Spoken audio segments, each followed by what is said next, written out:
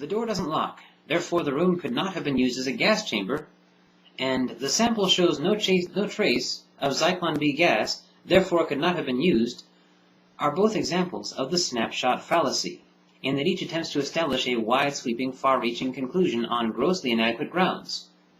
These are each curious observations, the like of which call for explanations, but perfectly reasonable, perfectly adequate explanations are available that stop far short of necessitating throwing out the Holocaust or establishing a conspiracy theory in its place.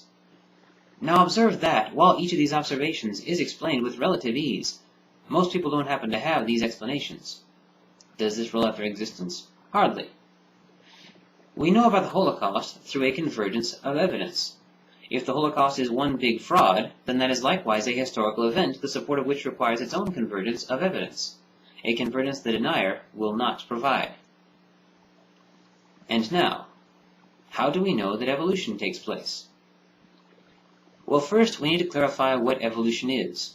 A 150-year-long sustained propaganda campaign has ensured that this is the most misunderstood concept in the world. So first, let us clarify. What do we mean? What are we referring to when we talk about evolution? There is to be found on YouTube a video called The Evolution of Dance. What does the title indicate about the content of the video? It indicates that the video is about how dance has changed over time. Change over time is what we're talking about here. Evolution, in the general sense of the word, means change over time. We began using this term within the life sciences because it became apparent to us that life changes over time. Observe that you are different from your parents, who are different from their parents. There is a resemblance, of course, and it is closer in some cases than in others, but there is nonetheless a difference. A certain average amount of change happens from one generation to the next. For this illustration, let's call that amount of change X.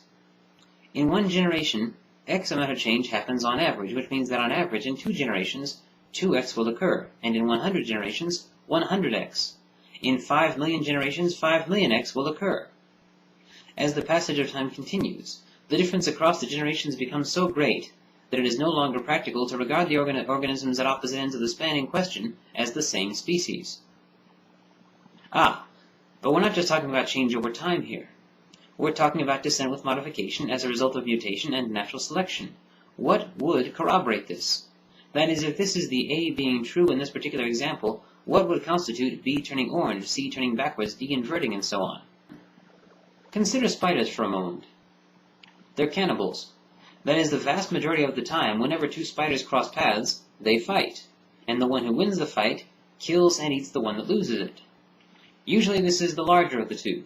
Now I say the majority of the time, because sometimes when they meet, they're the same species but different genders, and it happens to be mating season, and therefore this instinct is dormant, superseded by the mating instinct.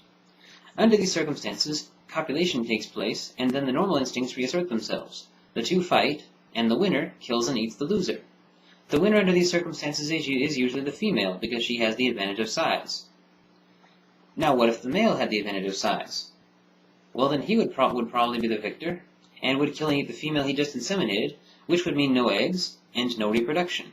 Thus, in any given spider species, varieties in which the female is larger are able to reproduce, while varieties in which the male is larger are not. I give you natural selection. This is the observable trend in every spider species we have ever checked for it. Now observe that I call them different species, not just varieties of the same species. What kind of difference designates a change in species, and what was merely a change in variety was a problem Darwin and his colleagues used to grapple with quite a bit. The general rule of thumb today is that if 2 organisms are so different that they are unable to produce viable offspring, it's only reasonable at this point to call them different species.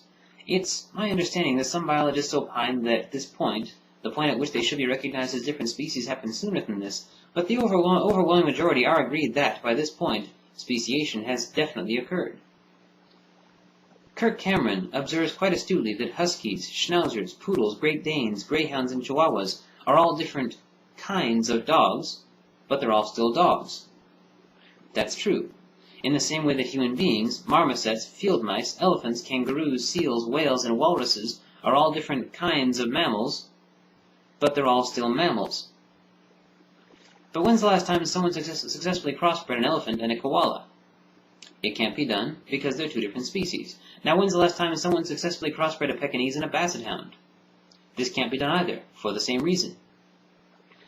These are each domesticated canines, descended from wild canines.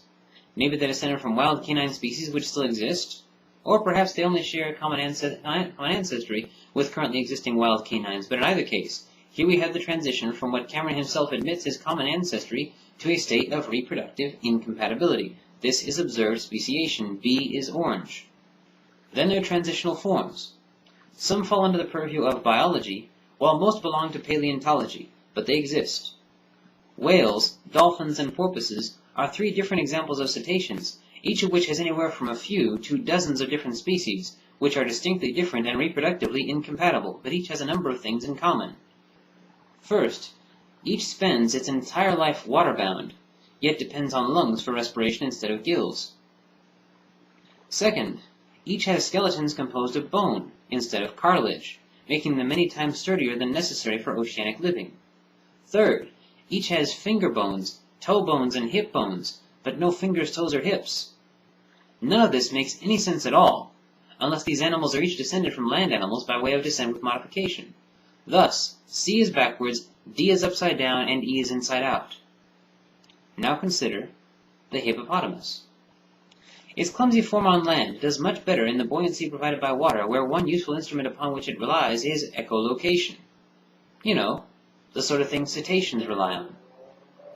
In terms of evolutionary principles, these two facts about the hippopotamus suggest common ancestry with whales, dolphins, and porpoises. F has turned into G, and H has disappeared. And now think about this.